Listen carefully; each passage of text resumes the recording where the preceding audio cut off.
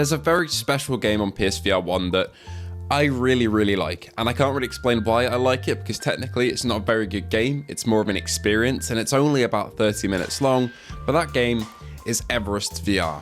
It takes you through the hike on the biggest points of Mount Everest, taking you through all of the locations that people struggle with, what you have to overcome with the massive backdrop, and I've been looking for an experience to match that on PSVR2. Even though I admit it wasn't a great game, but I did love it, and I thought Survivorman VR The Descent might be that.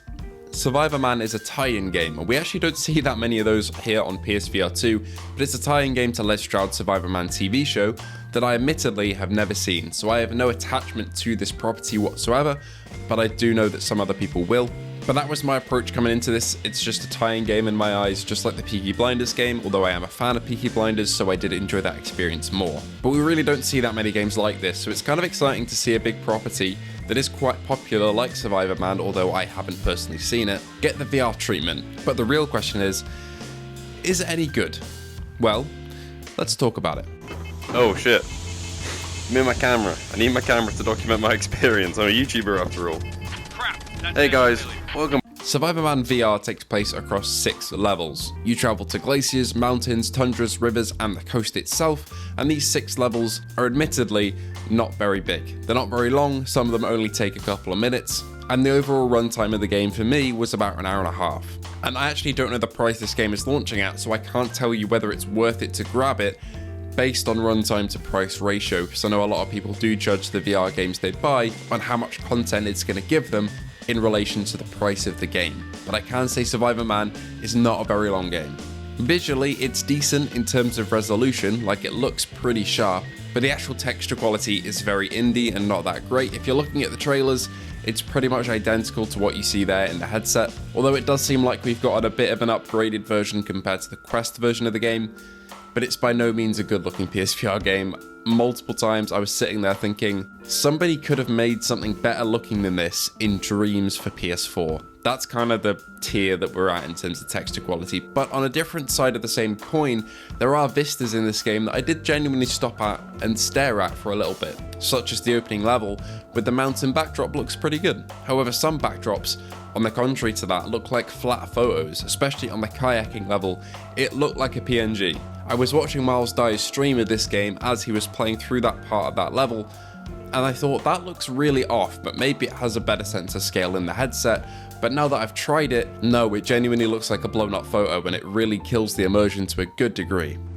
Yeah, that just looks like a PNG. The other mountains have looked pretty good. That's not it. That's really not it. The game also has a really weird changing of refresh rate, I think. The actual frames per second changes between levels. Some of them run at 120, it feels like, some of them run at 90, and then some run at what feels like 60, even though there isn't actually that much going on in the scene that you're in. It's really confusing. It doesn't feel well optimized at all. The only other game that I've actually experienced that has this variable refresh rate, I think, is Vampire the Masquerade VR, and that game actually had a lot going on in terms of NPCs and interactable items, so I kind of understood it there, but I don't quite here. Okay, that's all well and good though, but what about the actual content of the levels? Well, they essentially take you through different stages of survival, and you learn survival skills from Les, who randomly appears throughout the levels and kind of spontaneously just spawns in and then spawns out as soon as he's done talking to you. Good luck. Hello, Les Stroud. No, Les Stroud, where did you go? But after your helicopter crashes, you have to essentially fend for yourself, make a fire, make some snowshoes, which weirdly don't walk when you actually walk. They have no animation, so they're just kind of static there. It's really weird. Yeah, I wish my feet also moved, like, you know, like real feet do. But overall, I actually did find this quite educational. I don't want to say that that's the main draw for getting it, but there were moments where I was like, okay, I didn't actually know that, and this is quite cool to be doing in VR, actually making snowshoes and learning what best body temperature I had to keep, because you have a small watch which shows you your body temperature and also your objectives that you need to do, and your calories to make sure that you don't die. The movement is quite slow to emulate some snow in some areas, making it really hard to move around. I get what they were going for here in terms of slowing you down to simulate walking through deep snow, but I found this a little frustrating. It just padded out game time. And I get it for the sake of immersion, but for the sake of gameplay, I feel like that could have been cut down a little bit and made a little bit faster in some areas. However, in later stages, the movement speed does ramp up a little bit because you're no longer in deep snow, so you can actually walk around as normal. I found those completely fine, but just at the start of the game, it felt like it dragged a little bit there. So you walk around, you find different items in preset locations to make fires in the snowshoes, etc. And then you move on to the next levels once you've done that. Each of the levels has sort of a different mini game. Some of them have various things to craft, but some of them are literally just mini games. Like one of the levels is just sledding down a mountain, using a pole to stabilize and turn yourself. I mean, this is fun, just doesn't look great. The haptics are neat though. But my favourite was probably the ice level. You walk through a glacier, and there are genuinely moments that make your stomach drop a little bit when you poke at the ice to try and find which bit is loose, because you have to make your way over this glacier and the ice drops from below you. Although the texture work here could use some work, because you can just tell where the edges in the ice are, so you can see exactly where the loose ice is, even though you're supposed to be kind of guessing and prodding with your pole. But some mini games like that genuinely were fun.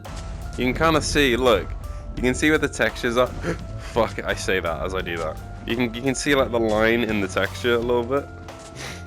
But look here, you can see it here. Anyway, I mean it's a cool gameplay idea. However, some of them really don't hit that mark at all. Like the kayaking level was pretty rough. It pretty much is exactly the same as the sledding level, just incredibly slow. You do have your paddle, but it doesn't increase or decrease your speed. I found that it was just turning which you influenced. It didn't matter how hard or fast you paddled, didn't influence your speed at all. So you might as well just keep your kayak lodged one side or the other to turn the way that you want to turn. And this game I can't really fairly compare to Kayak VR, but since we have a great kayaking game, it was quite hard to not sit there and think I've played a much better version of this in a much better looking game.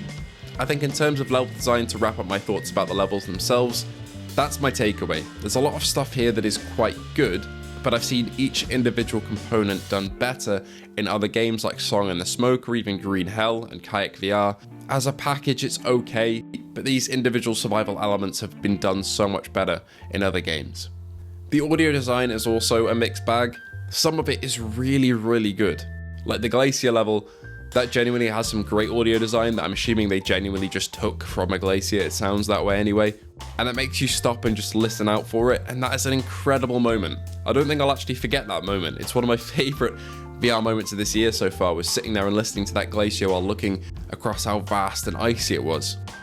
Especially the sound design is really, really good. I'm assuming they actually just use glacier sounds. Yeah, me too. Nothing but white. There's a trick to it.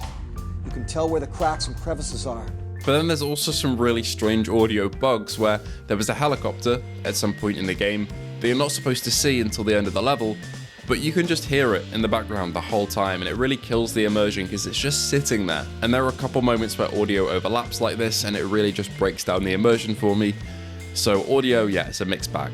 Haptics though are decent, they're nothing amazing, but they get the job done. I don't recall many haptics in the headset, but in the actual controllers themselves, they go off when you're striking, you know, your flint and your knife and trying to make fire. But overall, nothing incredible. Overall, Survivorman is an okay tie-in game that's limited in runtime, as it's only about an hour and a half for me, and that's with me dying a couple times from trying out stupid things. So you can probably beat it in under an hour, I would say. It has some genuinely good ideas, but the execution here just did not stick the landing for me, and that's really annoying to say because I had some high hopes for this one, even after seeing the trailers, because I wanted a game to recapture that feeling that I had while playing Everest VR, and unfortunately, this just isn't it.